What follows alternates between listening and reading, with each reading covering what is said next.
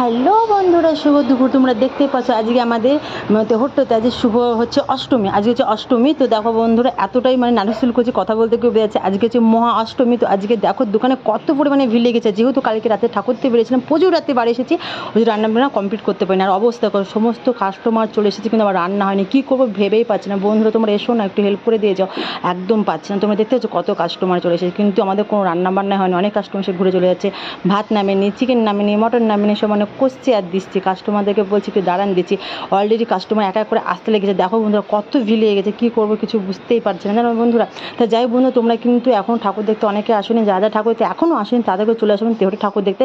কারণ আজকে অষ্টমী হয়ে গেল, কালকে নবমী, তারপরে দশমী, তোমরা দেখতে পাবে না, মিস করবে। তাদেরকে চলে এসো। আর অবশ্যই কিন্তু আগেও বলে গেছি, আসলে পরে আমাদের এখানে অবশ্যই আমাদের দোকানে দেখা করে যাবে।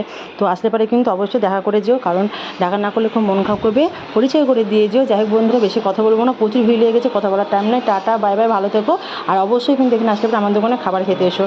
খাবার খেতে না আসলে পরে পরিচয় করতে এসো, তাহলে কিন্তু খুব ভালো হবে। অলরেডি অনেক কাস্টমার চলে এসেছে, এরপরে আমরা আর দিতেই পারবো না। তোমার দাদা আমাকে প্রচণ্ড বকাবকা করছে।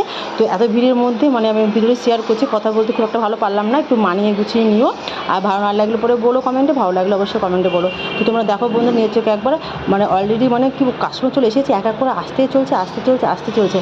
কিছু বলার নেই। আর আজকে সব গন্ডগোল হয়ে গেছে, দুটো মানুষ মিলে তো আর পাচ্ছে না। দেখো টাটা, বাই বাই, সব ভালো।